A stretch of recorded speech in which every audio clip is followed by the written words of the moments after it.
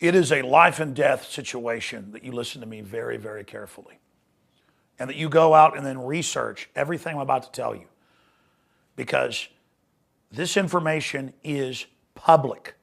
It's hiding in plain view. And we must create enough awakening out there to create a large public discussion of this. And then we'll be able to stop the implementation of gun confiscation and martial law and the complete fall of our republic to a homeland security dictatorship. We won't just be able to stop that. This could blow up in their face, and we could actually reverse decades of globalist infiltration of our nation. Yesterday, I interviewed veteran Navy SEAL Ben Smith about sources that he has in special warfare who are now being questioned by higher level officers if they will fire on Americans during mass gun confiscation, and that this is coming directly from the White House. I have confirmed this with Secret Service sources, corporate InfraGard sources, clergy response team sources, FEMA sources, other Navy SEAL sources, Army sources, but most importantly, public document sources that we're going to put up on screen here. And go to these articles from Reuters and Forbes and InfoWars and follow the links to the official Army manuals. The new official Army manuals openly say the Founding Fathers are bad and would not be welcome in today's military. In Forbes and in the Washington Times, they openly report on West Point and the Pentagon drawing up plans for their new main enemy, not Al-Qaeda, not the Russians, not the Communist Chinese, but the Tea Party, gun owners, veterans. That's all been in the news. What is important here is that now it's not high-level officers telling us this. It's not even the non-commissioned officers like master sergeants. It is low-level people are now being briefed and trained and prepared for war during gun confiscation and the civil war that will start. This is foreign criminal globalist groups that have captured the federal government rolling this out against the American people. I am begging you, if you have friends or family in the military, to reach out to them, to send them this video, to show them these news articles, and to ask them where they stand. We need to stand with our military, with our police, to do the right thing and follow their oaths for the Bill of Rights and Constitution. Now, I want to show you a clip from yesterday's interview with the retired Navy SEAL veteran, Mr. Smith, and then we're going to go back to last year in July and show a special report with Rob Dew where our sources confirmed that they were training to shoot Americans that don't turn their guns in. And then another call today I got from a non-commissioned officer who broke down and cried because they hang up the Bill of Rights and Constitution in their break rooms where you can hang up anything you want, like softball, whatever's coming up, or political. They hung up the oath of office as well, the oath of the military. They're pulling them down. They're now under Homeland Security Command. And that's in the news, but they can't even have the Bill of Rights and Constitution or their oath. That's how criminal and illegitimate this is. This is history that is happening.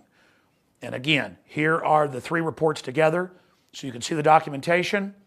Please get this report out to everyone you know, and we can stop this and back it off. Freedom from War. State Department publication 7277, released September 1961. The United States Program for General and Complete Disarmament and a Peaceful World. First, there must be immediate disarmament action. And this is written by our State Department. A goal of general and complete disarmament.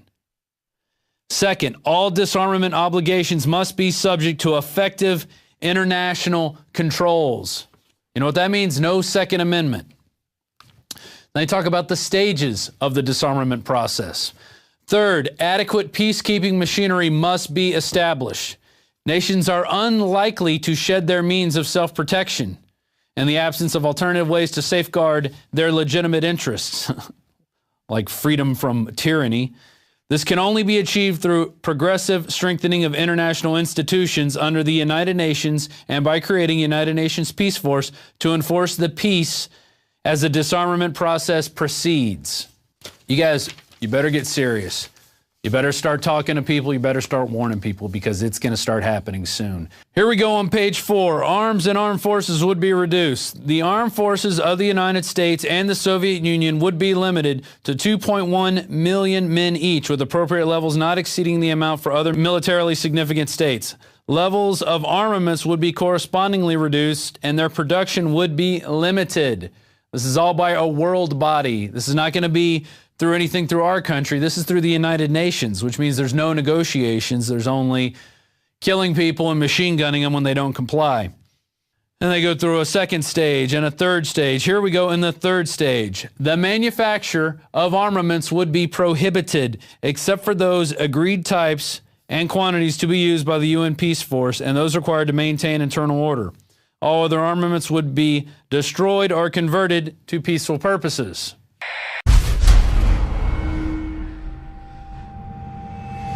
I saw Homeland Security, when it was first being funded in 2002, on C-SPAN, Governor Ridge, say that you'll have to go to TSA to get a job. TSA will be on the streets. They'll be the national police force. That's why I knew 12 years ago or 11 years ago this was coming. Now it's all public. I'm telling you now, this is the takeover. And it's not my opinion. It's all there hiding in plain view. But the general public doesn't understand military affairs.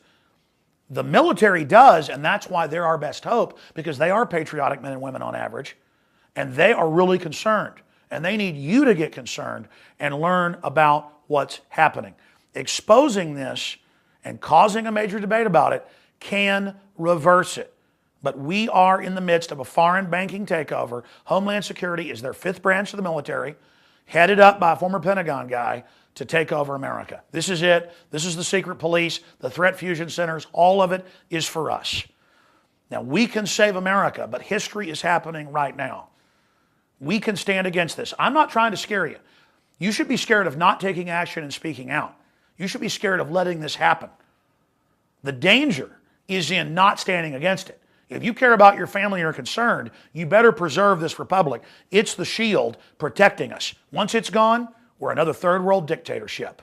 Alex Jones signing off for InfoWars Nightly News.